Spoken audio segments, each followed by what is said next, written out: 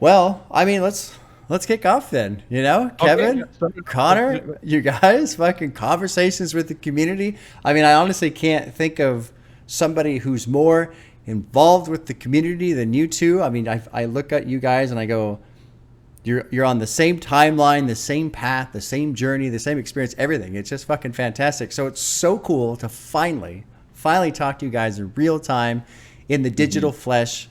Uh, Thanks for coming on. You're here. Yes, that's right. For those of you, there's there's a small cutout right there. Yeah. And you might be smattered somewhere around the room too. Yeah.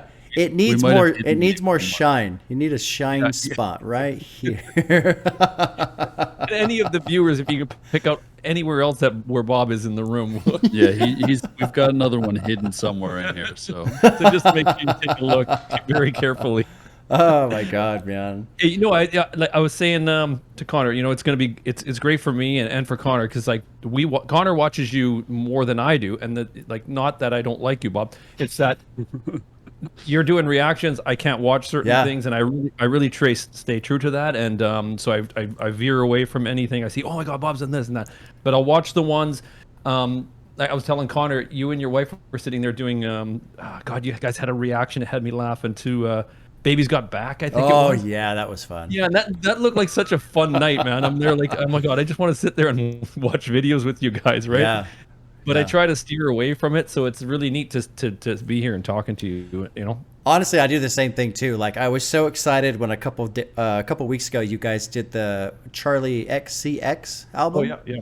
Because that one hasn't come up on my radar. No one's really recommended it. I was like, oh my God. And I, for whatever reason, I don't remember why, because it was a Thursday, I think. I was home for some reason. I was like, oh my God, I can actually watch a reaction. I threw on the Patreon. I was playing PlayStation and listening to the whole thing from top to bottom. And it was, I mean, I enjoyed the album. I enjoyed listening to you guys. But yeah, it's the same thing for me where it's like, fuck, I'm going to probably do that album in like a month. I can't watch that reaction right now. This sucks. Yeah, for sure. And on Charlie, man, she was like, when we did the first album a while back, her self-titled self-titled album, she was nowhere in the U.S. And then now with this crash, I don't know if you've been following. She has blown up Big time. Tonight she's doing her first 10,000 seat arena in the UK. In the UK in London tonight. Nice. The show's finished, but she just blew up with that album. It was huge, so it was sort of neat to listen to it on the first time with you. And Connor has been a fan since I don't know when. It's like you've had the albums all around the house. You've had her pictures. Not her pictures. You're making it seem All of her pictures. You had, was it not on the ceiling, the pictures? No. No, I've had all her records on vinyl for a little while, and after we did the her self-titled reaction, she reached out on Instagram to say how much she liked the video, which was like, to me, it was like the fanboy moment. He came. I was out for a walk. Okay, you're making up another story. No. I seriously. I was out for Make a walk. Make them all up, Kevin. No, I was out for a walk with a buddy I haven't seen, and I had my phone off because I'm like, when I'm walking, I just want to just talk, right? I don't want to be looking at the phone and shit, right? Yeah. So I get back home and Connor's standing out in front of the house, and then my phone goes off and it's my wife, and she's like, Connor's been trying to get a hold of you, and then he's like, Charlie texted me. Charlie sent me a message. He was just freaking. He was jonesing.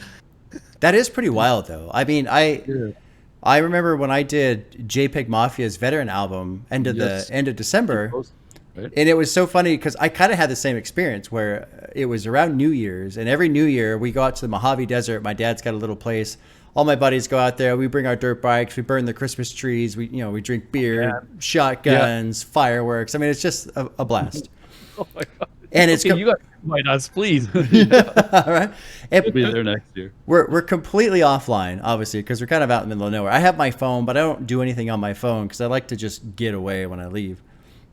And I come home and I'm like checking out some stuff on the channel, and everyone's like, Bob, Peggy linked you or posted you. I'm like, what the fuck are you talking about? And yeah, he had taken my reaction and put it on his community page on YouTube. I was like, holy shit. It's kind of wild to think about. Oh, wild. See, I didn't know that because I don't Yeah, you don't know JPEG. I don't know JPEG at all. Yeah. Yeah, I saw that. I had a little fanboy moment for Bob. I Yeah. saw that. That shit was cool, man. I was like, wow. That's so cool. Yeah. No, and that's and so awesome. I have to assume that he saw that video. I mean, just like Charlie watched yours. I mean, it's really, in a way, it's almost, I don't want to say intimidating, but it makes me want to like shut up a little bit, because it's one thing to talk about somebody who's new and upcoming and trying to make it and maybe do a reaction for somebody no one's ever heard of. And then maybe you don't like it and you kind of crush their spirit a little bit, because I don't want to do that. You know, I want to be supportive and help people go. It's another thing to do a Kanye album and go, well, this guy's never, ever going to hear what I say because he doesn't care. He's too big. He's too important. Sure, yeah. So then for somebody to reach out and essentially go, yeah, I watched that. Oh, shit. No, that's, and then you were how were we listening to Bob with was it on the, when you got noticed recently in Venice or California? Oh yeah, down in Irvine. Yeah, that was wild. Irvine. Yeah. Yeah, that's pretty wild. Connor went to Tyler Creator, and then he was sending me text, and he's like, "Oh my god, people are recognizing me at the Tyler Creator show." And it that's was like, fucking cool. Yeah, that's really cool. 4 or 5 times I got recognized at the concert, because I guess Tyler the Creator fans are kind of intermingled with our fans on YouTube. So yeah, I kept running into people, and everyone was super nice too. They're just like really brief, just, oh hey man, I like the videos that you do with your dad, blah blah blah, and then that was it. You know, it wasn't like they were interrupting me and my friends or anything. It was just, yours was much sweeter than mine. I have an old iPhone, Bob, and so these guys are like, and I was trying to shoot stuff on my phone. It's like it was jamming up, and there was, you couldn't answer your phone. I couldn't answer my phone in the rain and all that kind of stuff. So I go to the Apple store. I walk in there, and we have the mask still, so I had the mask in the Apple store, and I'm walking around. So the guy's like, "Hey, what do you need?" And I said, "I need this, and I need a phone, something a little bit more up to date." And so he sets me up, and he goes, "So what do you do?" And I said, "Right now we're just doing some YouTube stuff and blah blah blah. So I want to be able to shoot some stuff." He goes, "Okay." So we sit down, and we're sat at the table, and he has another lady beside him, and they're going away and doing their thing. And then he's like, "Okay, we got to set up face net recognition." And I'm like, "Okay, yeah." He goes, "Take off the mask first." And then I'm like that, and he goes, "You're the old guy." Hey, and then he starts. No, I'm not joking. The Apple store is packed, and he yells at the security guard, "Hey, get over here!" He goes, "You watch Dad react? This is the old guy. This is the old." But I was just referred to as the old guy. The old guy. Oh, that's great. That's great. Yeah, the old guy. Yeah. So that was my one thing, right? Oh and you my got god. in Best Buy too, right? Yeah, but You had we printed out like early, like months ago, we printed out like a really shitty merch, Okay. just to test it Hey, out. Bob, I'll show you what it basically looks like. Okay. Yeah. Oh, Yeah, okay. There you go. Imagine that, but with our faces. Sure. It was our logo, and it was really shitty merch. But my dad was obsessed with wearing it because I guess you thought it was really cool, right? You were just like, You know what? I'm old. I thought it was cool. It was like it had our logo on it. I thought it was the first thing we ever did in our lives. yeah. And then we got recognized in Best Buy, and you were kind of shocked. You're like, wow, I can't believe that we got recognized. But I'm like, Dad, you got the fucking logo right on your chest. Of course he's gonna recognize you. Oh my god, man. That is funny. That is funny. Yep. You know, that's a good segue into just the community. You know, it's one thing to do YouTube channels and reactions and all this other stuff, but I've seen the comments on your guys' videos. I've seen the comments on my videos, and I gotta say, man, the community has just been amazing so far. Absolutely amazing. Yeah, you know, early on when we started, and like after the My Beautiful Dark Twisted Fantasy video, we were getting a lot of messages coming in, right? And COVID was on, and we just did that, and then the messages were crazy, and we had Instagram opened, I guess, so right For anybody. for anybody, Oh, and it was sure. just. And I tell you, I'll be honest with you, Connor had to stop me because, like you, right? We're very you really want to contact everybody, and Yeah. I see that you're very personable, and you really want you care about your community. Yeah, I do. Yeah. And I found myself writing everybody back, and there was a lot. I realized at that moment, I said to Connor, I said, I printed some of these, and they're up in the office. I printed some of them because they made me actually tear up. Because people had lost their parents, their father during COVID or for some other reason, or and they just write, and then, but it was I took it, Connor even said, he goes, you better slow down, bud, because I was taking it, I was really processing these people's problems a lot, right? Yeah. And because there was so much coming in, but the community is just, as a whole, has just been, especially with Discord, people helping each other has been, it's been really overwhelming, and it's something it's so beautiful, right? And just getting messages every day is huge, right? And positive messages. Like you'll sometimes get one that, and Bob, right? I don't know how much negative you get, but I'll read something and it'll be like, whatever, right? And then early on, like, Connor's just like, just brush it off, right? But for me, it was like, I took it personally, right? Yeah. And it was just like, I just started to, it's all, this is new, right? Completely new to both of us, right? Yeah, all of us. right. So it is a learning process on how you process things as you go along, right? And but as for the community, it's been amazing, and seeing you and growing, right? From where I was telling Bob earlier that when he started about the same time, right? Yeah. Which was June-ish. Yeah, about a year ago. I think my very first video was the end of May of last year. That's wild, right? And like, I was cheering for Bob. He's at 48. He's 49. He's at 50. Just go. Yeah. Like, let's go, Bob. Let's go, right? I know. It's weird too. Is I remember specifically, it was around last fall, because we both started about the same time, but we didn't really cross paths until the fall-ish time frame. I don't even remember how that happened exactly. But I remember you guys had recently done Frank Ocean's Blonde, and then I did Blonde, and then it just kind of worked out that there seemed to be this overlap that happened between us. And I was getting all excited because the channel was getting traction. And I remember watching you guys and going, holy fuck, they're getting like 2,000 people a day. Like, they're up 10, they're up 20, they're up 30,000. It's fucking crazy, man, crazy. And I do remember thinking, like, well, not really necessarily thinking, but realizing, oh man, there's a part of me that's like jealous, like how come I'm not growing, or how come I'm not doing what they're doing? And I remember having to tell myself, look, I'm happy for them because they're great and their channel's awesome, and this dynamic of a father and a son listening to music together is just, I mean, you can't beat that. There's something so special about that. Yeah. And I also had to realize too that, okay, yeah, the numbers that I'm getting aren't the same that your guys are getting, and whatever, but I still enjoy what's happening with my channel too. Like, it's still good. It's not great. Bad just because, I don't have the same numbers. Like, no, this is a good thing too. So don't get, twisted up on just numbers, just enjoy what's happening.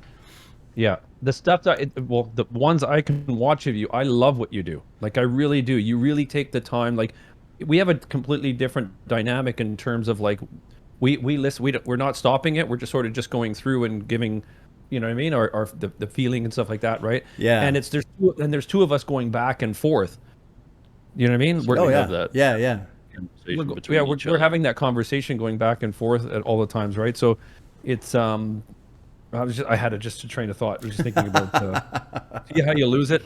Oh, it goes so often. You were talking about how there's a dynamic between us, but with Bob, like, I don't know. I don't know if this is what you were going to say, but I'm impressed with how Bob is able to sit down and listen to an album without having that second person to kind of bounce that's where I'm ideas going. off of. That's where I'm going. Yeah, because Connor, I'll say something, and then Connor will be able to he'll know that I've lost my train of thought, or right. No, really, right? And he'll come in and say, you know what I mean? Like, you're an old bastard. Like, here, you need to say this or whatever. No, but you know what I mean? You have that thing, but you're able to do it by yourself, and that's difficult, man. I don't think I could do it. No, I don't think I could do it either. I tried doing it on Twitch a couple times, like just reacting to albums, and I just I'm not good at talking like me and the camera. Like, I'm better when I have a second person that I can kind of hands down, Bob. You do a fantastic job. You really do. Well, I appreciate it. I mean, initially when I first started doing it, I was so nervous about getting into hip hop because I had never given it a fair listen. And my biggest concern was, what if I don't like it? But at the same time, the core of everything I was doing was like, I have to be honest. Like, I can't just come in here and pretend to like it, because that's bullshit. Yeah. People will see through it. And, it is difficult when you get into rap for the first time and you're listening to these guys, because some of these guys go so fast and they're saying so much.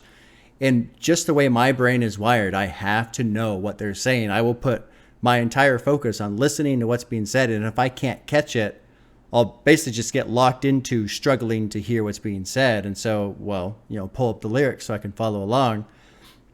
And then two, what that gave me was, initially at the beginning, it was kind of a crutch. I could just lean on this crutch and, okay, maybe if I don't like the lyric, or if I don't like the music, or maybe if I'm not into this or that, I can at least focus on the lyrics, because I've always loved lyrics. Always. Since I was a kid, I've loved lyrics, and I like poetry, and I like language and writing and all that stuff. I tell you, I just from watching you and knowing in our brief conversation about Rush and stuff, I knew you were a big, a big lyricist guy, right? And and I am too, right? I have to, and people have told me so many times that they've come through and said in messages like, your dad reading the lyrics is like reading the script while watching the movie.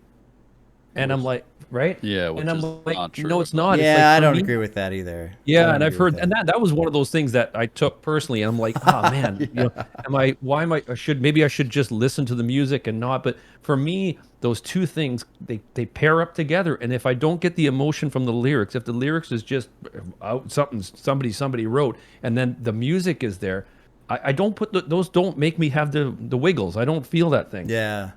Right. Yeah, the one of the common, I would say, criticisms that I get, or critiques, is that I focus too much on lyrics and not enough on the music. And I think there's some validity in that. Sometimes there are certain artists or certain subgenres like trap and stuff like that, where it's more of a focus on the music and not so much lyrics, especially when there's a lot of ad-lib performances and stuff like that. But even in that situation, I have to know what they're saying. My brain will not accept any other information until I understand what's being said. I just can't. I can't help it. That's all there is to it.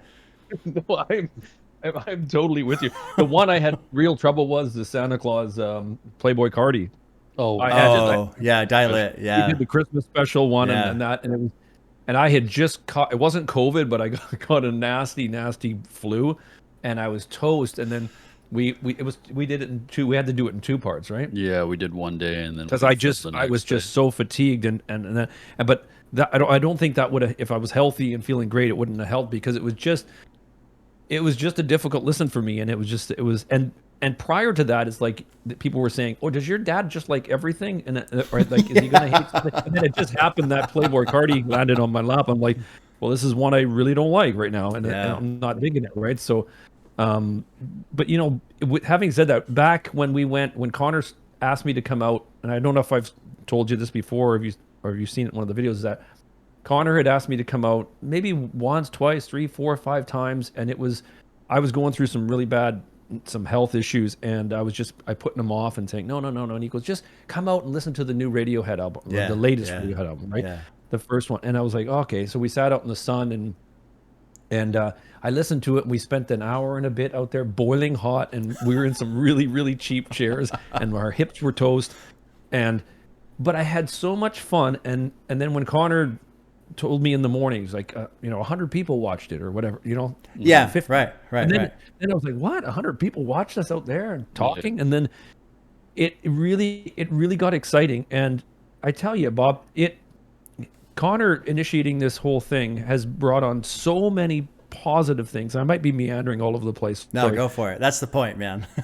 But I am so grateful that he did bug me enough, and then to say, come out there, and we just put one camera, we're sharing a microphone back and forth, because there's I feel better mentally. I have an unbelievable relationship with him. Like, I was a little bit of a chronic workaholic and doing long hours and not there when Cuddy was looking after him. Cuddy was my father. Sure. Music.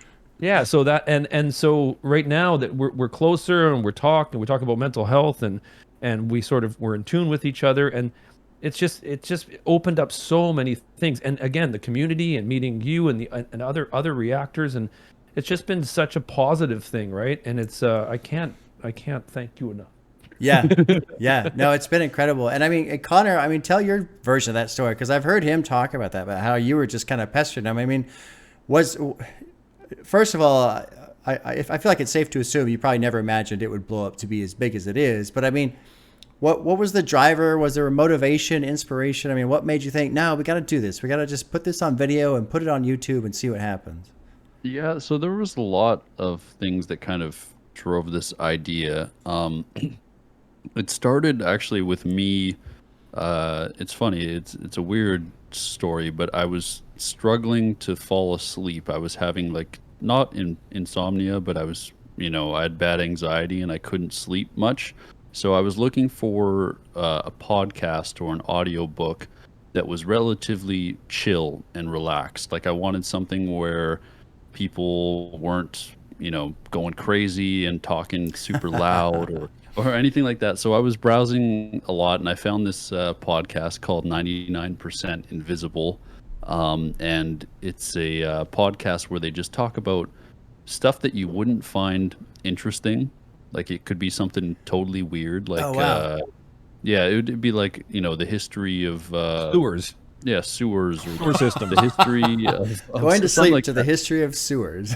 Yeah, or just something totally weird that you would not that you wouldn't find interesting, but you listen to it and it is interesting. But the guy has this very, calm tone, and they've got really, they don't do any sound effects in the podcast. There's no fucking weird shit going Or on. loud jumping. Yeah, anything yeah. like that. So anyway, so that's one half of the story, and then the other half is I'm a huge fan of reaction channels. I love watching people react to music because for me it's, getting to relive that experience over again when I see an album, someone listening to an album for the first time. It's like Yeah. I remember, and I do the same with a lot of stuff, movies, TV shows. I love watching reactions just to see how people felt and kind of relive that moment.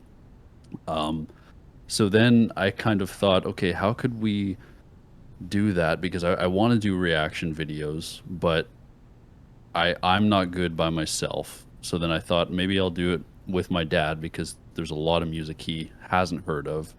And I wanted to add kind of the calming, relaxing element because cool. one thing I have that I don't like about some reaction channels is, they get overly, you can tell like, some of them, they get overly excited. Bob's going, yeah. Oh Yeah, yeah, they start I know who you're talking about. I mean, why not freaking necessarily who, but yeah, there's a lot of channels Yeah, like that. yeah. They start freaking out. They're dancing. Even if it's not that crazy, and that kind of stuff. Just I don't mind it, but it's not my cup of tea. So I wanted to take the element of the calm approach, and then the reaction format, and kind of put that into one, kind of like a podcast mixed with reacting to music and discussing the music, and then having it calm and not over the top or anything, and not faking our reaction and just being genuine. So that was kind of how the idea came to be, and then I started bugging my dad to do this because I wanted to start it, and he said no more than a few times, and it got to the point where I was even considering going down, just meeting a homeless guy off the street and pretending he was my dad. But eventually he said yes. I'm glad I did. I apologize for that. It was just, I was going through such a tough time, and I physically was just like, oh. And Bob, you know what? I lost doing this like so many years. I was a musician since I was a young kid, right? Phil Collins' Easy Lover was the first song I learned on drum. And I loved music and I lived music. And then at some point in the design, I was working in restaurant design and sales and stuff like that for restaurant kitchens. I just lost it. I just didn't I didn't have that love, that deep love for music that gave me the shivers and made me feel that. That feeling you get, right? Oh yeah. Connor brought it back. That's great. That's great. He truly, truly brought it back with what, and I mean, I can't even tell you, man. It's like, anyways, I didn't mean to cut you off. I'm just, No, I'm just so appreciative of what you've created here, and I just feel renewed, and I just feel good. I can't. So Yeah. cheers. No, I mean, Everybody cheers. Fucking to that. A, man. No, it is wonderful. It is so wonderful to hear, man, because off the pump, man. Yeah. I got a drink. I can't break form, you know. No, it is so wonderful to hear that. It is wonderful to hear, you know, just it's so many layers of win, you know. It's you and your son. It's a channel that's genuine. It's you getting your love for music back. It's all these different things. I mean, it's just fucking awesome. That's just awesome. Yeah, no, it's something special, right? So, I'm and excited you're listening to new music. You know, I mean, that's what's killer too. You know, when people started, when we first started with the Radiohead stuff, and it was one of the questions was like, "Has your dad listened to nothing?" And I was like, coming up, "Has your dad listened to nothing? Was he under a rock for 25, 30 years or whatever?" And I'm like, I was like, for me, I was like, Def Leppard, AC/DC, Ozzy, Black Sabbath, right, Pink Floyd. I mean, everything heavy, like you know, Zach Wild, and I'm a Zach fanatic, right? So it was like I wasn't sitting there listening to you know, Radiohead's, you know, Weird Fishes and stuff like that. I just didn't listen. I just was something I didn't listen to, and I don't know if you did. I know that you come from probably a rock background, right? Oh, I'm a huge Well, I shouldn't call myself a huge Radiohead fan because there are huge Radiohead fans out there. Yeah. I really like Radiohead.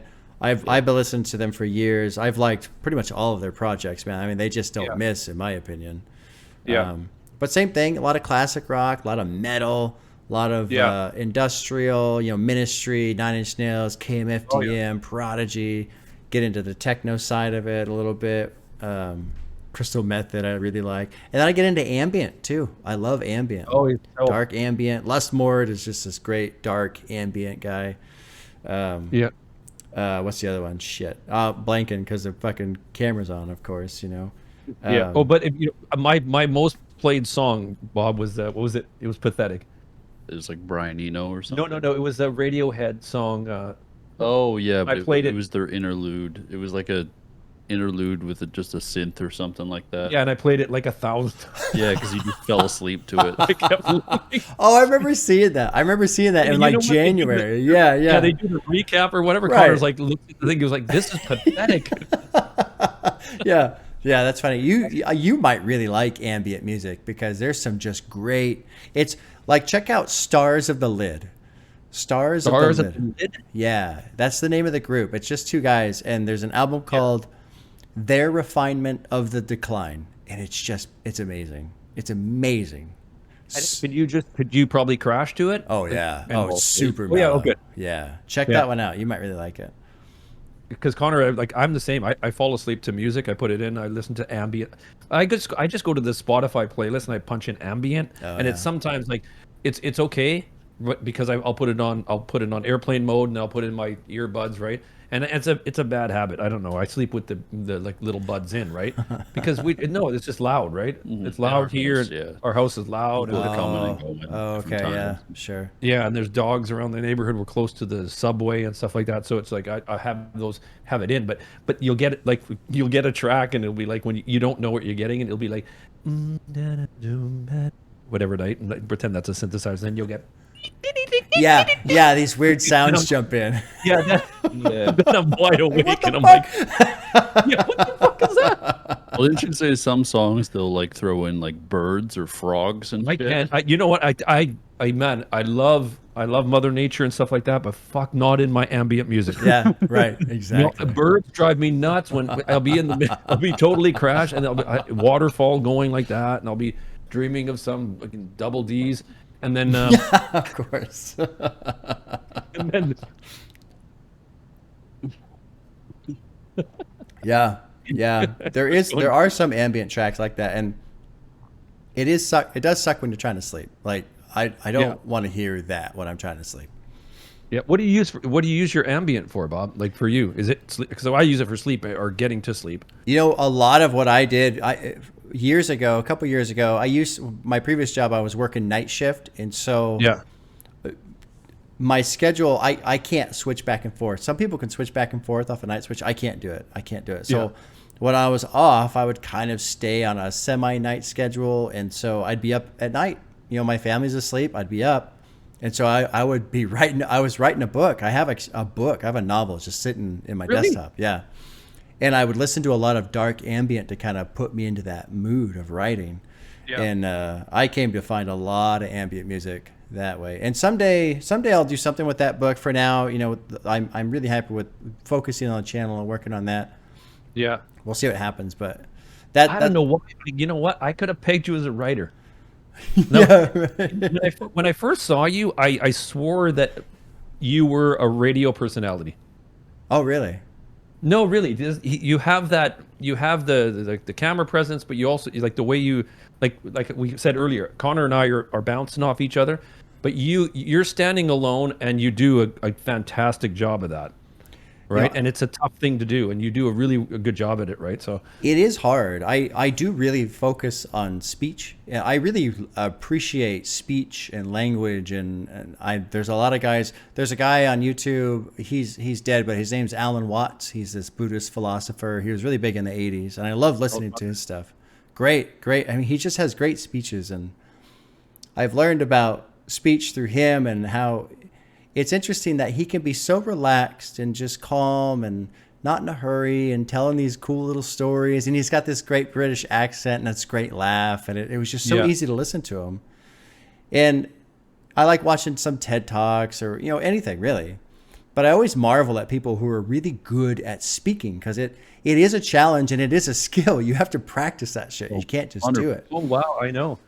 And Like so, I stumble, I think too much and I'm going too quick all the time and I'm right. blurting things up. Connor said in the last reaction, I tried to read some lyrics. It sounded like I was having a stroke. Yeah, I thought he was having a stroke when I was editing. I was like, what happened here? I was like, we should go get you checked at the doctor. I was just reading Kendrick's lyrics and he's like, "Are you having a stroke?"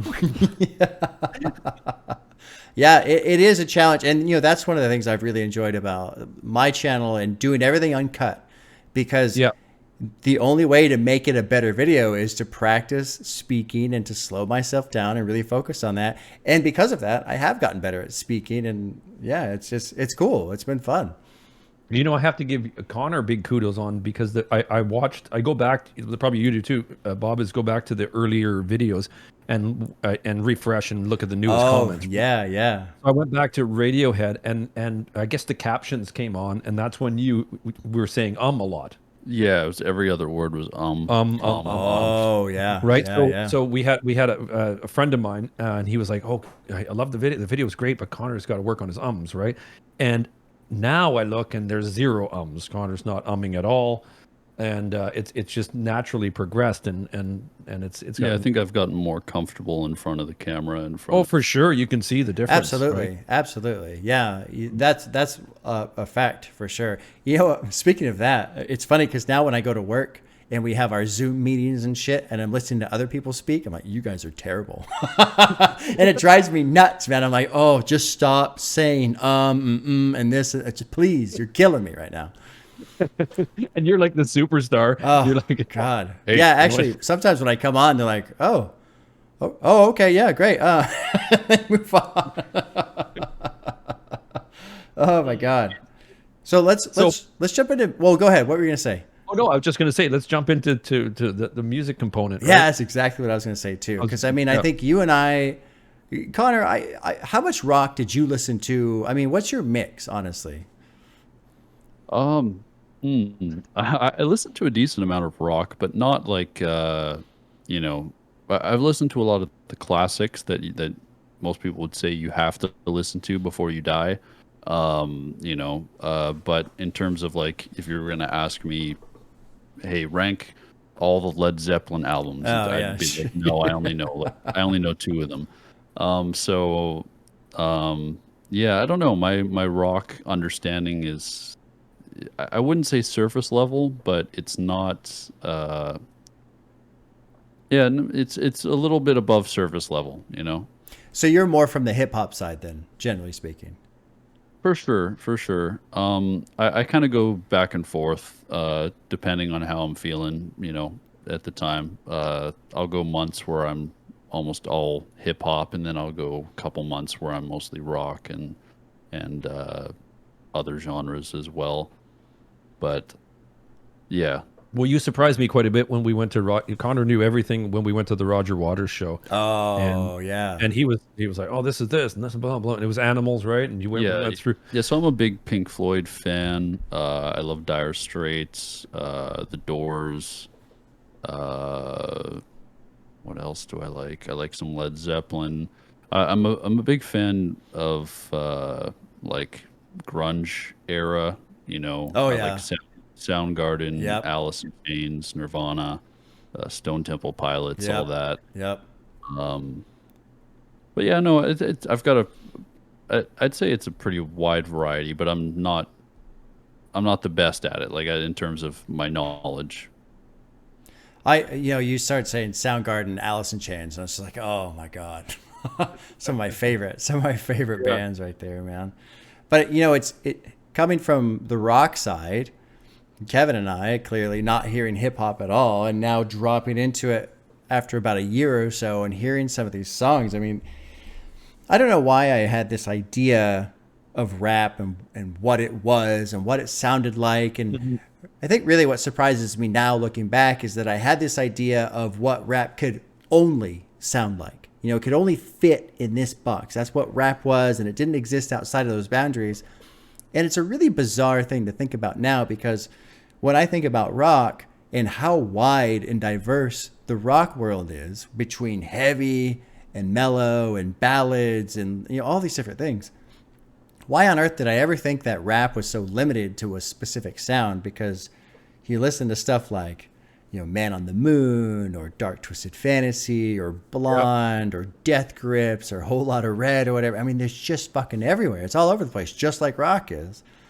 And so that's been, I think, the most enjoyable part for me is first of all just shattering that weird little box that I had put rap in, and then hearing all of these incredible songs that I never anticipated hearing to begin with. Yeah, no, I think you kind of had rap in that box before. I had rap in the tight little box, which was I don't know, I think it's what? Yeah, the braggadocious gangster. Yeah.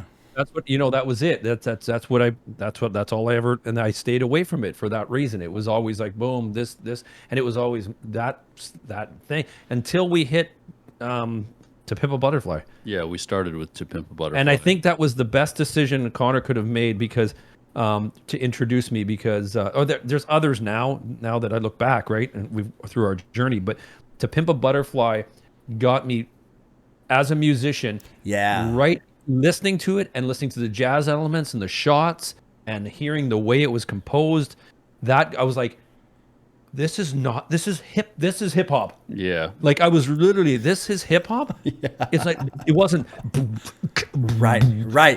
Exactly. 808s and that was some guy, that was it. Right. And then the call outs and the back and forth, some call outs. I met a floozy with an Uzi. It was like, you know what I mean? It was like, holy shit, this is super intellectual. It's really good. The jazz, every song was different. Mm-hmm. So that really got me hooked. And I was like, there's something going on here, right, musically. And I always had this thing about Simmons drums, the digital drums. Mm-hmm. I was always like, being a drummer, I was always like, oh man, you can't have digital. Everything's got to be analog. Everything's got to be, you know what I mean? I was just this old school thinking, right? And I remember hip hop being like was always just like a Nakai, right? And a Lin machine or one of the drum machines and stuff like that. And I was always like, oh man, if hip hop was only like a guy on a four-piece kit, small, beautiful little Ludwig kit and a bass go yeah. And then with a horn, and then some guy was going over top and he was doing his flow. I'd be totally into that because it was live and it was real, right? Yeah, and you didn't know that existed. I didn't know that existed at all. I was like, somebody's doing this. And then one night I was jamming. I think 2 years ago, prior to COVID, I was jamming at somebody's studio, and I was playing. We stayed up late, and someone showed me Anderson .Paak. Oh yeah, sure. And they played it about 2 a.m, and there was a bong going around, and then it was like we were watching, and he was like. Yeah. Then he's like, Then he starts rapping. Then he starts rapping, and I'm like, what the man? This is like, it was like, wow, it opened my eyes, right? So, so when Connor showed me, and it was just like, wow, there's so much great music out there. And then like you said, like Man on the Moon, and then Cuddy's so different. Yeah. It still falls under hip hop. But it falls under hip hop, and it was so different to hear when I heard Reborn for the first time, and then Frank Ocean was like, I know, I concur with what you, Matt. It's crazy. It's opened my mind, and I have hip hop. I tell you, you talked to me last year, early prior to this, and you said, "Oh, your phone's going to have hip hop on it." I would have full of hip hop. No, yeah. I would. No, no. Yeah, it was like for my phone before was like it was like some rock, Pink Floyd, possibly some dirty ASMR, and of course. and that was about it. But now I got Mac on there, and I got Kanye, and I was listening to Kendrick again today. I was outside, and I wanted to really dive into that album again and really process it. And I think when we do the initial listen the other day live at 9 o'clock at night, it's difficult because we're listening to it in the entirety and going through it, and it's tough to process. So when people watch it and then they comment and they're saying, you've missed this and you've missed that and you've missed this, it's you can't catch it all. You know, right? Oh yeah. Yeah, right? I feel like people I feel like people forget that. I feel like people forget this is the first time I'm hearing this. Yes. You know? Yeah. While we're reading the lyrics, and we're right. Yeah, I see those comments all the time. They say, "Oh, you totally misunderstood this lyric," or "How did you not catch this lyric?" It's like these people are watching this 2-3 weeks later sometimes, people that are late to the video. Some people are still commenting on videos that we have from like months ago, and they're saying, how'd you miss this? I'm like, man, you've had months to process this album, and you're watching us listen to it for the first time the night it released. So it's it is a little funny. I mean, and especially too, one thing I've learned with rap and hip hop, there's all these, I don't know if you guys have seen me talk about this before, but there's all these different language barriers that exist. There's the lyrical flow and how fast these words are coming out. There's all these slang terms and lingos that I'm not familiar with. There's all these references to other people, events, fashion. I mean, just on and on and on. And then you throw in things like double meanings, and it's just sometimes it's really, really hard to understand exactly what's being said, man. Oh, it's really difficult. I'm still way back at TPAB trying to figure out the yams. Oh, yeah, the yams. That's right. Yeah. The yams. And there's another. Is it Maybach? No, there was one. Slat? No, not Slat. But there's one. No, there's a. It's a fashion line or a car. I think it's Maybach. No, not Maybach. Maybach jeans.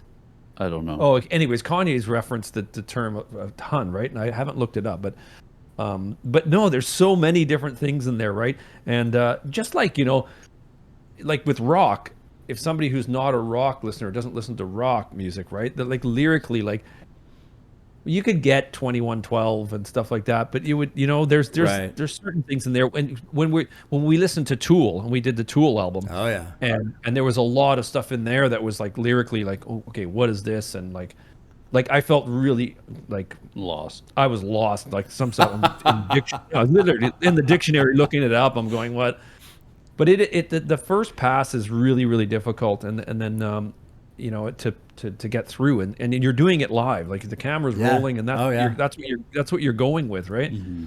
Yeah. So it's pretty cool. Getting into Tool real quick, because you said you're a drummer. Have you guys seen Danny Carey playing Numa live? Yes, Oh my probably God. 35 times now. Okay, good. And you know what? I didn't know much about Tool until that record. We listened to that record. Everybody sent messages. You got to listen to Danny Carey. I watched Danny Carey. I've watched all his videos now. And then I found out his biggest influence and hero was Neil. Yes, sir. And then I was like, okay, I love you even more.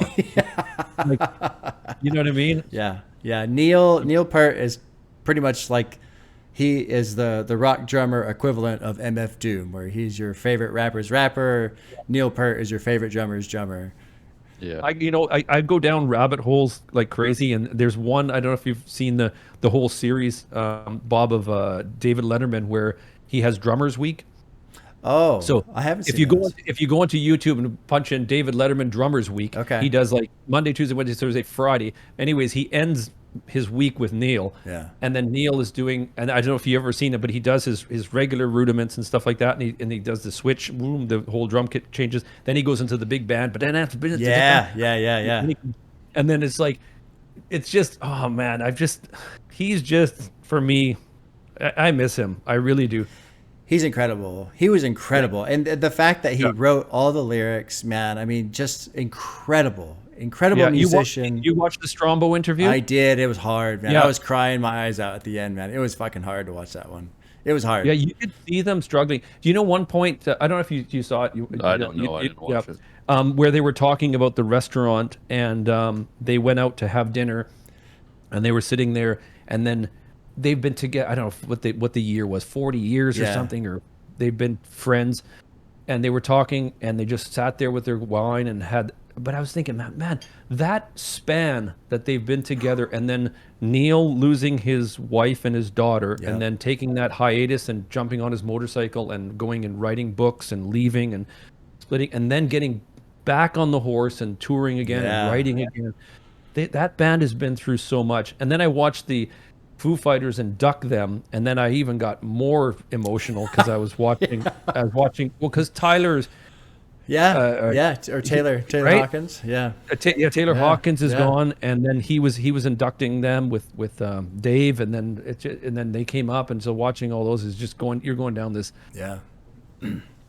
But after that interview, I've been a fan of Rush because of Neil, but after that interview, I really started going on to live videos, and I actually went upstairs and I listened to 2112, and I went through all the albums, and I was just like, sometimes you just don't really, really, really appreciate the magic that's happening and the brilliance in the writing. Yeah. Right? And Rush is such an anomaly because they did it for so long, and they were so consistent to who they were. I mean, they had their little, I don't want to call it like their little period in the 80s, but I remember watching some interview, or maybe it was a documentary, where Geddy Lee was bringing in the keyboards, and so Alex was feeling a little out of place, like where is he supposed to exist sonically and all this and it worked though. It worked, yeah, and it's just incredible what they did, man. Playing synths with your feet. Like you're right, like he goes in and plays his bass parts. So you ever seen him? Yeah, he's doing that, and then he's going boom boom boom, and then he's doing and then it's incredible. What an artist, right? Yeah, it's insane. It's Fantastic, insane. right? Incredible band, and not very different band, but Metallica, I feel like they're kind of in their own path that's similar to Rush in the sense, and that they've lost bassist, and now they've got Alex Trujillo, and he's great, but Metallica's been around since the fucking 80s, man, and they're still playing, they're still going. It's 40 years into it. I haven't looked recently, but I would not be surprised if they've got a new album in the cooker, ready to come out soon. Yeah, they're doing their thing as long too. as they're not using the St. Anger snare drum. Yeah, fuck. I don't know who got that sound. I don't know if Bob Rock was on that. I don't know if he was engineering that or producing that. But that was the one. Have you heard it? Yeah. back. Yeah, the audio on Another that one, bit. I just don't care for it. Judas Priest been around they're still going, right? Yeah. Judas Priest is. Actually, no. Yeah, well, Judas Priest is sort of gone. Rob's doing. I actually have the book upstairs. I'm halfway through it. Rob is. I think he's doing his solo thing, and then KK is doing his. He's doing Judas Priest as Judas Priest right now. But I saw them Bob, many years ago, my brother had got some backstage passes for Cool. for the show, and so I was super excited, and we got to meet them, go downstairs, and I was like, you see Priest, and they're all in the leather, and come in, and they're doing that. We go downstairs, and we're in the queue, and they're there in their dressing room, and they got Nike hats on and golf clothes and sitting there and they're drinking tea. No, and it was for me. It was like, what is going on? Like I was like, I You think they expected like a bunch of girls and smashing bottles, leather and booze and all that kind of stuff. Some heavy joints going on, and they're all just calm. And then Anthrax opened the show. Oh, wow. And we were 5 rows from the front. So Anthrax opened the show, and then Priest comes on, and then they're like full on, completely different, like boom, like Alice Cooper, like here I am, and now is showtime. We're going. Like it was amazing for me to see like how performers put it on. Yeah. When they click, when it's like we're downstairs, and he was like, "Oh, what do you have to?" It's funny because I didn't bring anything for him to sign, so I had a whatchamacallit, a long white sleeve a shirt, and it was like the Calgary Flames, the hockey club, right? And it was somebody had given it to me, and I left work and met my brother, and then I'm like, I felt bad because he's like, "Do you have anything to sign?" And I'm like, as a fan, I'm like, yeah, my shirt. Everybody had classic albums and stuff, and I'm like, and other things, and I'm like, yeah, can you sign my shirt? And I'm like, oh, my Calgary Flames shirt. No correlation to anything, right? You're not even a Calgary Flames fan. No, not at all. Someone gave me a new shirt that day. But to see him put it on, and it was it was amazing, right? The bad thing about the night is that we went there and we weren't drinking or anything. We had tea. We just wanted to really watch a rock show. I put in my earplugs. I want to hear the boom of right, and then we're like right here, and then right in front of us is a full-on fist fight. Oh shit! Hell's Angels were in front, and someone touched some guy's girlfriend's back, and then somebody broke a nose, and I'm like, I don't want to be down here right now. So we ended up going up further up and not getting that power of the stage, that feeling, right? From from the PA, right? So, but that was a cool experience. I love Priest too. See there. Okay, so people ask, what do you listen to? Judas Priest. I had an experience similar to that with the last Tool show I went to, because it was at a festival here out in Sacramento, and we got out there kind of early before they came on, so we were fairly close to the stage, not right up next to it, but pretty good spot. Yeah, and we're like, okay, this is cool, and it's me and my buddies and our wives and all that stuff, and we're just kind of doing a thing. And as it's getting closer to the show, the crowd starts to kind of swell and push forward. And one of the girls almost starts having a panic attack because it was like getting gnarly. It was like something you see from, the soccer game gone wrong, where the crowd is surging forward and you can't stop it. You can't stop it. It is a weird, weird feeling. I remember all of us just like linking up elbows and like trying to kind of make this weird little island in it all. And it was kind of freaky, man. I didn't care for it at all. Yeah. That brings up to, we talk about the Tyler, when the appropriate time to sort of Tyler? Yeah. What Tyler thing? Oh, Are you thinking Astro World? Travis. The Travis. Yeah, Astro World. Yeah, what happened with Travis down, I'm not sure where that was actually. His festival. His festival, yeah, with the festival and that kind of stuff. And I'm not a huge fan of like the festival seating, the whole. Yeah. Like it's just. What was hard for us was it's something I never considered when we got there. This was before COVID. This was 2019. And, we got there and, it's a rock show. Everybody's wearing all this different stuff. There's a lot of people wearing face masks. I was like, what the fuck is this? Is this like the metal scene or something like that? Because it'd been a while since I'd been to a show.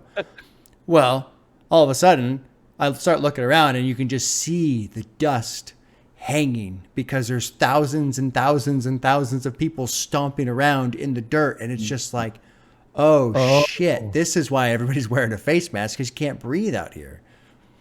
Oh geez, yeah. So nothing at all to do with COVID. No, it was just the dust. It was gnarly. And I remember like, you leave and you're like blowing your nose and all this junk is coming out. It was kind of nasty. Jeez. I know our shows up here, like my brothers used to go down to where did they go? Down to Salt Lake City, Utah, Nebraska to get their tattoos, right? Okay. and they saw Ozzy down in Nebraska, and they were saying like here in Vancouver, like you can't even take your shirt off at a concert. Like Really? they would, yeah. Well, they would go down there and they would see Ozzy or whatever. If they'd go see some heavy metal shows down there, but you could take off your shirt at the concert and you could just have your beers and stuff like that. My brother was taking their shirt off here. There's like boom, squash. Social security. Your security, you're out of here. Like soon Really? you're causing a ruckus, you're gone. Like it was, you know what I mean? It was just like they hammer down on you. It's like you're out of here. Wow. Yeah. But they enjoyed doing the shows down in the U.S., right?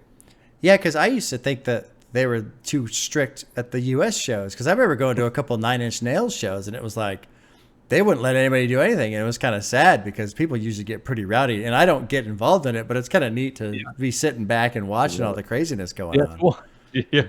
That was like us. We went to not Nine Inch Nails, Nothing But Thieves, and we were up in the balcony. We're watching, and these guys. I was so worried, and Connor's mom was like, we're like, oh my god, that's looking crazy. Like right in front of the stage, they're doing this circle and they're pushing each other, but nobody got hurt. But we were like, what's going on down there, man? This is looking crazy. Yeah. Oh my god. That brings me up to if we can get tickets for Kendrick when he comes to town, it'd be my first real experience to be at a.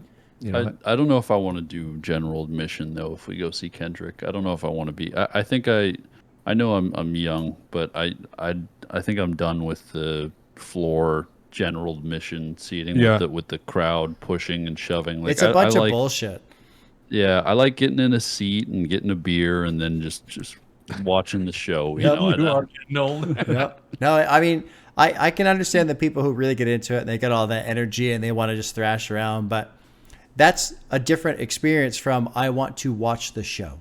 You know, that's more of a I want to be interactive with the energy, not watch the show. I want to watch the show. You fucking crazy guys, you go smash each other up, have a blast. I don't care. I want to do what you're talking about. Just kick back, chill, watch the performance, see the pyrotechnics, the lights, the stage display, whatever they got going on. I want to see that.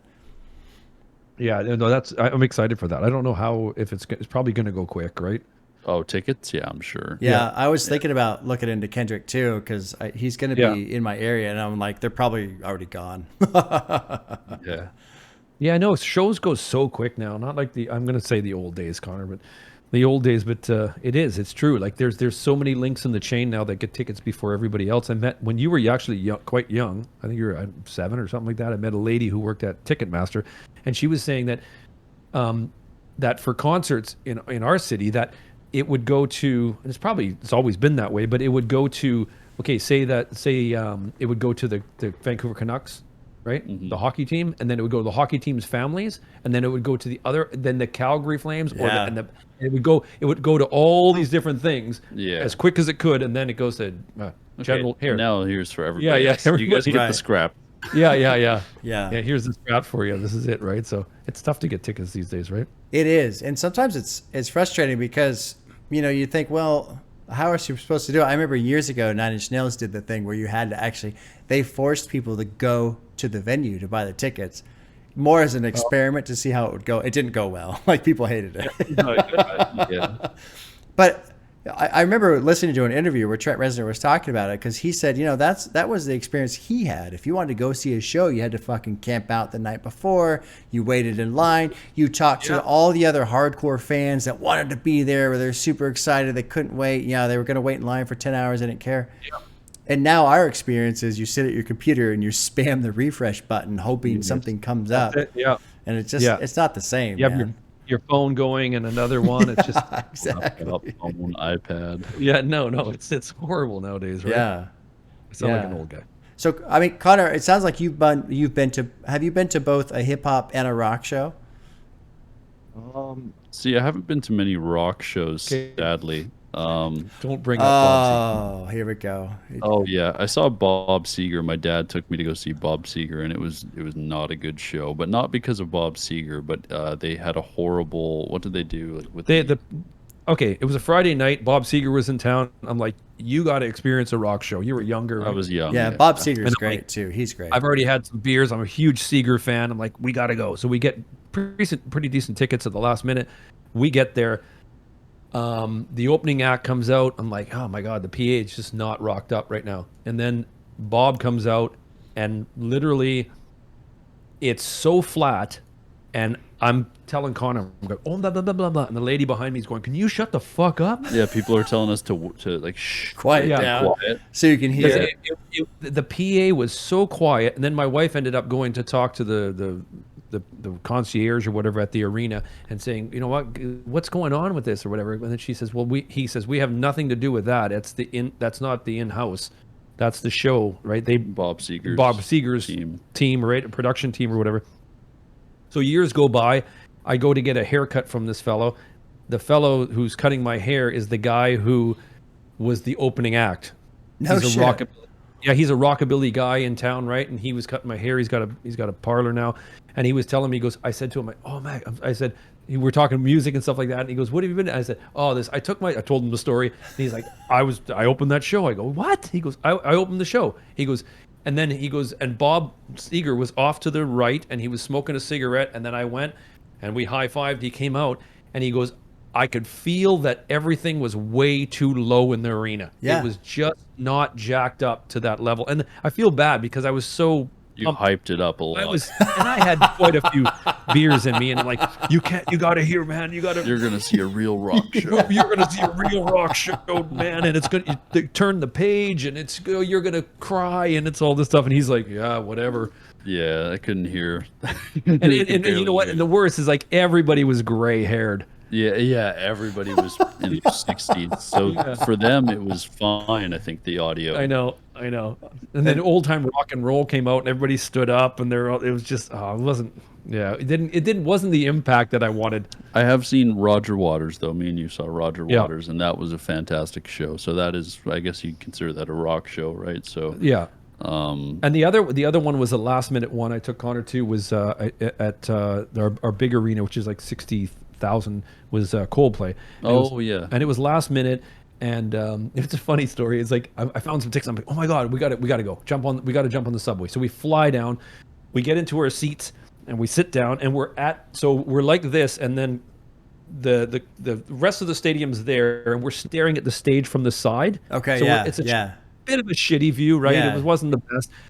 So we're sitting in our seats, and then we're like, oh, okay, move over. So two girls come, right, and they're like probably in their 20, 25 or something. They're good looking. And they start talking to Connor. Connor's sitting here, and I'm like, "Oh, it's going to be a good night, right?" So Connor's chatting away and having some beers, and then the guy comes over and goes, I'm like, "Yeah, what's up?" And he goes, I'm like, "What?" And he goes, and then he walks us down, Bob, and we go like 7 stairs down, and then we're below the stage by about that much. Because we were in the wrong seat. Because we were in the wrong seat. Yeah. They moved us. Yeah, that was the worst. Because then the show got even worse, and I lost the 2 girls I was talking to. So I don't have the best track record in bringing them to concerts. Oh my god. That's why I go on my own now. Well, I was gonna say that's why Connor listens to hip hop now. He's like, "Fuck this rock shit. I'm tired of it." Yeah.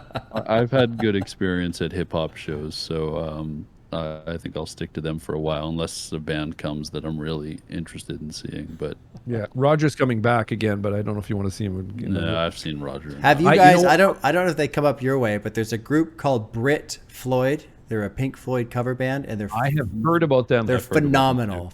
Go see them if you get a chance. Go see them. They're phenomenal. Have you seen them? Yeah. Yeah, I've seen them 3 times. They're fantastic. Really? Yeah.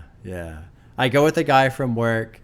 We always love it, and it not that it really matters, but it's an older crowd. It's a more chill experience. Everybody just sits down and watches the laser light show. But they do everything. They do all the Pink Floyd visuals, the big circle, the laser lights. They've got the girls singing "Great Gig in the Sky." I mean, it's just fucking phenomenal experience, man. Yeah, the only thing I was let down with it is like I'm a crazy fanatic of Gilmour, and I emulate him and do on the guitar and trying to get his guitar sounds and stuff like that. The only thing that with the Roger Waters show was that the guy, when he comes out and he sings and the solo is just the tone. It's not Gilmour. No, it's not Gilmour, right? It's not Gilmour's tone. It's just, and if he's not playing a black Strat and he doesn't have the pickups and he's playing something else like on Ibanez or something, I'm like, oh no, this doesn't work for me, man. Yeah. That's one of my favorite videos. Every now and then I'll get on YouTube and I'll watch Roger Waters' The Wall, and it's the one where Gilmour shows up and he plays the solo on top of the wall when Rogers is down.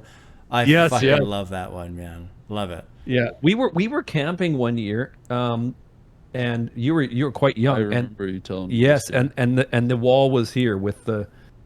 Mhm. They did the show here at the stadium, and And Gilmore was there. and Gilmore was there. Yeah, That's one of your life goals, is to see Gilmore live. I will. Bob, I am not a good flyer. I don't like flying very much, but I tell you, if Gilmore plays again, and I don't know if he's ever going to play again because I follow him and I'm watching him and his wife are just chilling and just taking it easy now. But I will go anywhere. I literally will. Well, Australia's a little bit far, but anywhere. It would be I cool. would. That's one of the ones that I would just be like, I'd probably bawl through the whole show for me. Yeah, Just- that's my biggest regret is I never saw Rush, and I had one opportunity. It was well before they retired, but Yeah. I never saw Rush, and I always kick myself over it, and it That bummed was me my out. that was my sticky note right there for you, What's that? Bob. What is your wish list concert? Oh yeah, Rush would be amazing. You know what's really cool for me is my son is now pestering me because he wants to go see rock shows, and he's been telling me, when is Queens of the Stone Age coming around? I want to see Queens of the Stone Age. I want to see, which is great for me because love that band. They're great live too, really good live. Yeah. But just the fact that he's, No, sorry, I got to ask you. Like, how does your wife and your son feel about your whole YouTube presence? you know, I don't know. My son, he seems to kind of go back and forth. It seems like he likes it. Yeah. But he's also, you know, he's 10. So I don't really know what he thinks of it. You know, it probably just seems oddly normal in the sense, just because I've been doing it for a while. And so he's used to me doing it, but it's also just weird because he can go on his laptop and watch his dad on YouTube, which is, you know, a strange experience, of course. Yeah. My wife has really liked it because, like we were talking about earlier, the community has been super positive, and you know, like you were saying with some of these messages that we get there. I remember one I got. It was around Christmas time, and this guy sent me this message talking about how he didn't have a dad, and you know, for so long he was like, you know, that's not a problem. It's fine. I don't need a dad. I'm okay. Blah blah blah. And then I don't remember exactly what he said, but it was this really long message talking about how he feels like now he's starting to understand what he's missing. And I was like, oh my god, you know. And I had her read the message, and she started crying. And she of course gets her mom. Her mom reads the message. Her mom starts crying. Like it's kind of incredible in that respect. But what's been really cool is I love music. She enjoys music. She listens to what I listen to because she doesn't really have a strong preference, and she's become accustomed to Tool and other bands that I really like. Zeppelin. She likes Zeppelin a lot too. It's been cool for me going through this journey and exploring hip hop and enjoying it, but then watching her hear people like Kanye, Kendrick, Frank Ocean, and going, wow, these guys are really good. Like, she's not a music fan. She's not a music, she is a music fan, but she's not a huge music person. She's not a music buff, you know? Yeah. She just kind of listens and whatever. But it's been really cool to see her hear a song for the first time and go, wow, that song's really good, you know? Especially with somebody like Kanye, who's got this whole, you know, negative connotation surrounding him because everything you hear about him in the media. So for her to really get into some of the Kanye songs, like she just loves Gold Digger. God, she loves that song. I think she listens to it almost every day. But then she likes Runaway quite a lot. Streets Lights she likes quite a bit. You know, it's just there's beautiful music, and she would have never heard any of these songs if I had not done this. You know, it would have never happened. Totally. I was playing. Connor picked up the CD, and we were driving with my wife the other day, and I was playing Mac. I was playing Circles, and she's to hear us driving, and she's singing it, and she's humming, right? She's like, she knows it. I'm like, we would never have heard that. Yeah. This whole we would have been. I'm not seriously. We would have had on Little Ditty about Jack and Diane. Two American. Yeah, right. That would have been on the CD for the 100th time that you've heard it. Yeah, exactly. Yeah, thousandth time, right? Listen to it, right? What's been really neat is lately she's been listening to Mad Villainy, which I think you guys did that one, right? Mad Villainy. Yeah. And she really likes it. She really likes MF Doom. And now she's been bugging me because she's also a foodie and she likes to cook. She's like, I told her, oh, well, he has an album called Food. She's like, oh my God, you have to do that one. I read her the track listing. I haven't played it. I haven't listened to it, but I read her the track listing and it's all just named after different food things. She's like, you have to do that. And then I'll make all the foods that are related to the songs and we can eat the food while you listen to this. I was like, just chill out. I think Connor's keeping that from me because the whole running joke all this time is I always put music to a food analogy. And he's like, can you stop the fucking food analogies, right? He's avoiding that one and Death Grips, right? We still have to do Death Grips, right? Yeah, we'll do Death Grips soon, yeah. And JPEG, right? Yeah. You got to do JPEG, man. To date, in my opinion, there's been so many albums that I've loved and enjoyed and grown into, but to date, my favorite initial experience has been Veteran. I've never been taken on such a musical journey like Veteran, man. It's just a wild album. Okay. It's a modern classic. It's just, I've never heard anything like it, ever. And like going back to what we were talking about earlier about you never know with hip hop. I always thought it was just this one box, right? Every time, like you just say that now, I don't know what that is. Like you're saying, oh my God, it's exciting to not know, and then put on these cans. Yeah, and then you hear what is this? It's another take on the form of hip hop, right? Yeah. Well, and two, I feel like we're cheating the system because it is cool. We've all had, the three of us have had this where people leave comments talking about how they're reliving the experience again, which is great, that first time experience. But I feel like we're cheating because we are actively taking the time, the hour, 90 minutes, whatever, to sit down, put on the headphones, read the lyrics, go through the album, really, really sink into it. When honestly, even myself, if it's just a new rock album, I'll just put it on in the car. I'll put it on, I don't have that intense first experience. Yeah. You know what? That's a good point because when we sit down with the very first album with Radiohead, I was there for an hour and 10 minutes or whatever it was. And I was completely mindful. Yeah. In that experience of just really listening to it. And I passively have listened to music. I throw it on, put it on a Bluetooth and start drywalling or doing something, right? Yeah. And never ever really absorb it. And this whole process has been fantastic for that, right? And you know what? We actually, and you the same, Bob. You're gone for the duration of that album. For say you're doing a 2-hour thing. Yep. You're not here about other stuff. You're not worrying about other stuff. It really is therapeutic in a way. It's like when I go and I watch. I'm a massive Blade Runner guy, so that if I'm watching Blade Runner or something and I'm in that zone, it's like I'm away from here. I'm not thinking about other things, and it's such a cool thing, right? Yeah, I remember when I did Death Grips Money Store. I started that album. It was like 6 o'clock in the morning, and I was hungover as shit. I felt awful. And when I was done with the album, I felt great. Like it just purged all that crap out of me somehow. I don't even know how it did it. Hey, do you have open cans? Oh, no. Well, I mean, what defines the open can? I don't know. No, I thought they were open, like open back. Okay, well, where the air comes out. And no, I don't think so. No, I was just wondering because they got a. Yeah, I couldn't.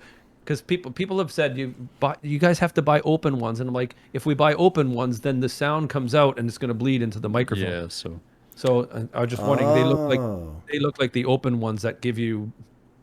Yeah, and they're like crazy. They're crazy amount of money for open ones, right? Yeah, you guys. I mean, I remember when I was first looking into the headphones, and it was like people were recommending this, recommending that. I was like, I'm not spending $400 on fucking headphones, you guys. Like, I'm not doing that. I know.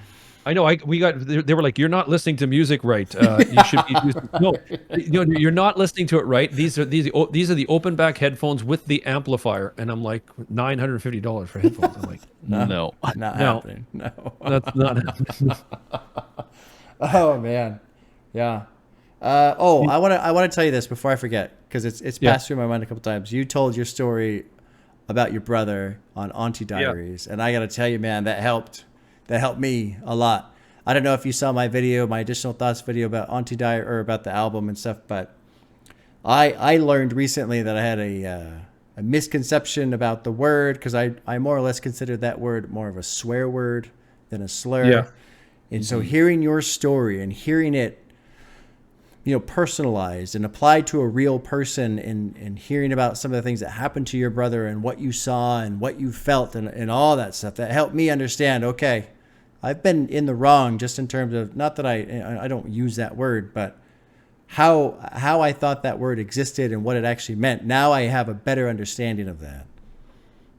Yeah, you know, it's that song brought up it's crazy how this happens when we, because you don't know what's coming, right? Yeah. When you're listening to an album, You don't know what's coming, and so Connor, we sit down, we're playing the album. I've already had a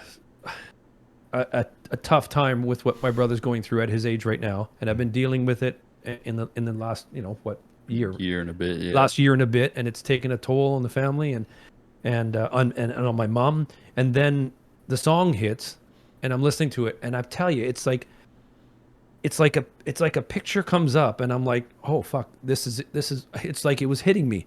Yeah. Like, it's so strange how that happened. It was hitting me as soon as I'm reading the lyrics and I'm hearing this. It's all coming back at me, and that's sort of, I don't know if that's like some part of me is like, fuck, I don't want to do this on camera when it comes. And I'm saying to Connor, like, maybe we should, you know what? I don't know how I feel about this, because it's raw emotion that's coming out, and it's hurtful, and it brings me back to things, to, you know, to that day when I was young and I was a kid and I was seeing all this stuff and trying to process that, and then you put it away for years, Right. You A know, long time, right? You put it away for a long time, and then and I'm finding, and I don't know if you, Bob, as well, but I'm finding as I'm getting older, things are starting to now sort of come to the top. The cream's starting to rise, and it didn't for a long time. And I don't know if that was just being, you know, having too many of these all the time and trying to suppress it, Yeah. or, you know what I mean, and doing other things and saying, okay, I'm not, but now I'm getting to the age where it's like, I'm just sort of, I'm understanding, but man, that's why this happened, and this is why this has happened in my life, and all these things, and everything's sort of the cream's coming to the top, and that's, listening to that song was like, man, it just hit me really, really hard. Yeah. You know, it hit me really, really hard. I don't know, my brother doesn't watch the channel or whatever thing, and I haven't talked to him about it, but it's been hard on him too, and I think he's at the age right now where it's finally coming to a head for dealing, like, he's, you know, when you suppress all this stuff and you start pushing it down and you're never talking about it, Right. at some point that spring's gonna boing. Yeah. You know, Absolutely.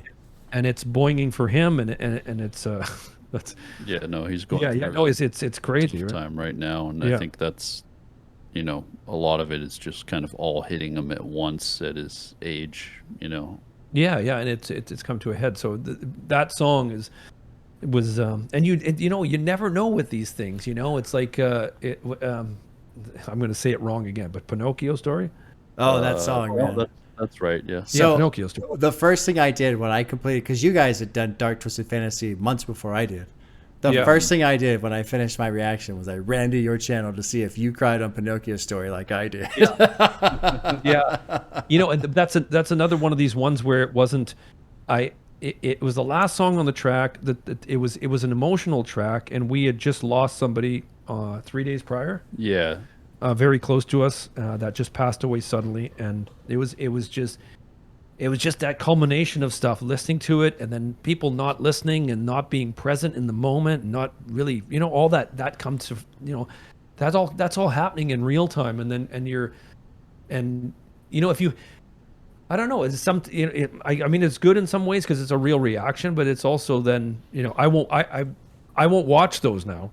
Yeah. I don't go back and watch them, and I don't read the comments because, you know, it hurts, right? It hurts in the moment, and it didn't. And But I do think it is, especially Auntie Diaries. Like, I think that one, you know, it's one that you probably won't go back and look at the reaction, and you won't read the comments. But I think it's important that people got to see your genuine reaction. I think it was for the better, you know, because I've read comments and people Yeah. have been moved by you, you know, talking about that. I even saw one person who said that they used the slur all the time, just casually because they grew up like that. But they said between Kendrick's song and your story, they've completely cut it out of their vocabulary. Oh, Like wow. they don't want to yeah, like that story kind of changed their perception of everything.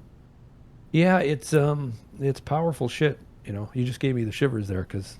But it's true. I mean, it's true. When you said you don't go back and read those comments, I feel like you should go back because I think you'll be surprised by what people are saying, man. It's really powerful stuff. It really is. Bob, like I said, I've sort of stopped. I was really on the comments and going and reading every single one, and you know that 5 a.m. sometimes I was up.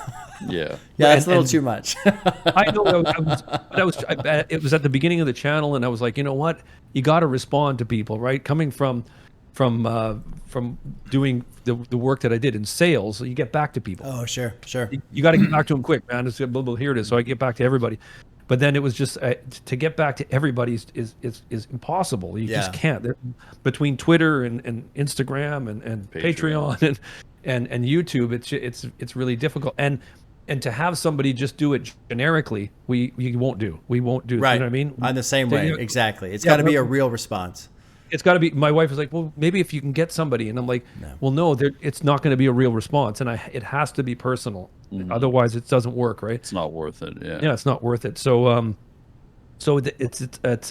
I might go and read some of those ones just on that last video, but I was just like, I don't know if I want to revisit that because it's sort of it's right now it's happening I'm dealing with my brother right now daily, going through his mental health problems. Yeah, with his mental health problems right now, and then reading the comments might be just too much for me. So I'm just going to take a break and then go to the next. That's good. I think that's a healthy way to do it.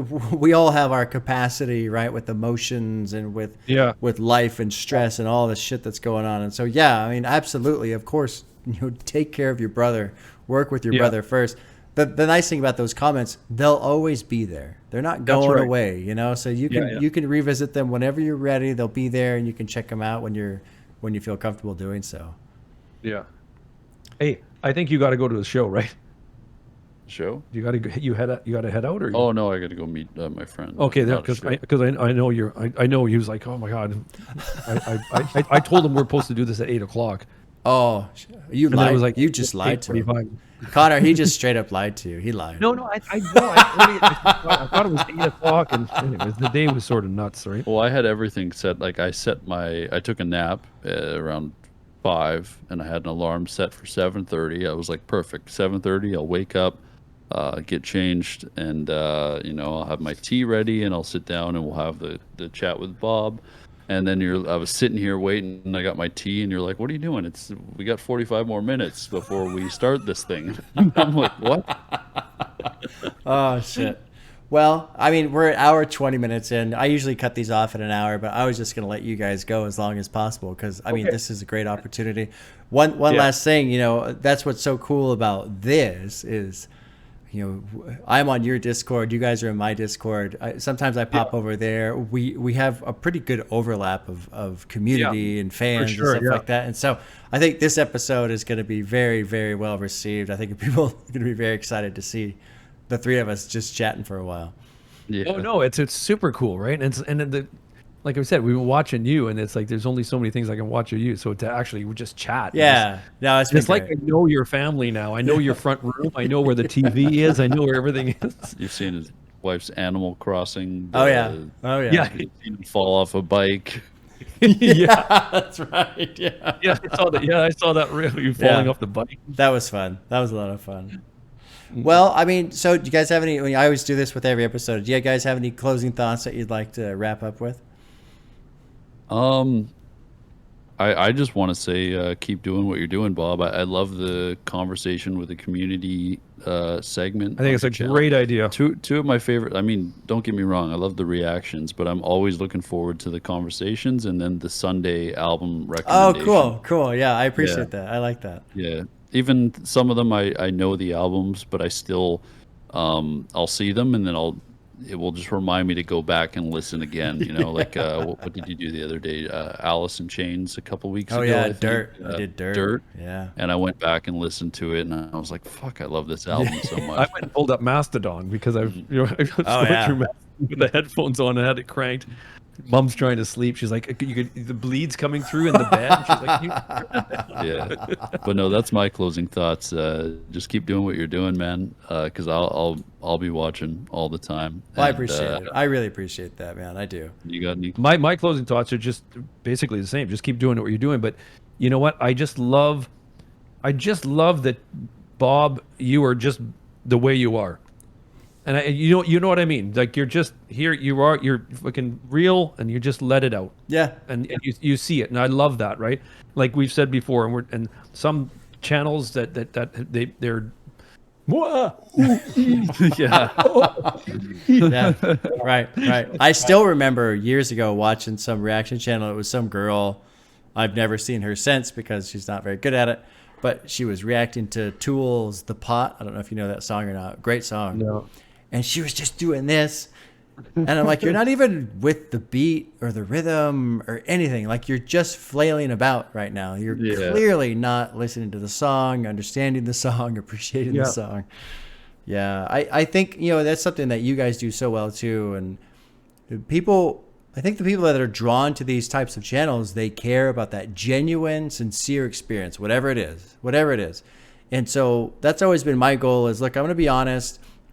And if I don't like something, I'll do my best to appreciate it. And if I just don't get into it, I'm not going to shit on it. I'm going to respect it for what it is. And that's it. But the sincerity is what comes through. And you guys do that so well too. And it's just, it's so cool to read the comments in your channel because that father-son dynamic, man, it's so special. And it's so special that, I'm sure you guys have seen there's other channels that are now kind of doing the same thing. Yeah. Which, I love that, to be honest. Yeah, I was going to say that. Yeah, sharing music, right? Yeah, that's what your whole premise was to share music with somebody, right? Yeah, with anybody, and the fact that there's more people that see us and then they will want to do it with their father and then probably improve their relationship with their father. Like, that's beautiful. And I love it. So we're hoping in like a few years there's going to be two together, Bob. Right. He's not quite there yet. He loves music. And he likes listening, but I just don't think he really has the intense interest to sit down with me for 2 hours and go through an album and the lyrics and stuff like that. It would be fun though. I should ask him someday, hey, you want to check out an album with me and just see what he says and just try it out and just do it. Maybe singles. Yeah, I was just going to say maybe a single or two. Oh, that's a good idea. A single. Yeah. Single with sons. Ooh, you've got the name for it. There you go. There you go. All right, Kevin, with the hot tip there. I like it. All right, well, that was fantastic, you guys. It was great talking to you in real time. A real treat. And sorry you're going limp here, Bob. I'm going to get you back erect. Oh, shit. Yeah, don't let me go limp. Give me a little fluffer there. And that is a real job, isn't it, Fluffer? It's a real job. I don't know how well it pays, but it's a real job. It's a real thing. Yeah. And everybody that's watching, I hope you really enjoyed this. It's a very special episode, obviously, for all of us involved. Yeah, fantastic. And Kevin and Connor, thanks for coming on. And we'll see everybody next week. Yes. Stay safe, everybody. Take care, Bob. Peace. Love you.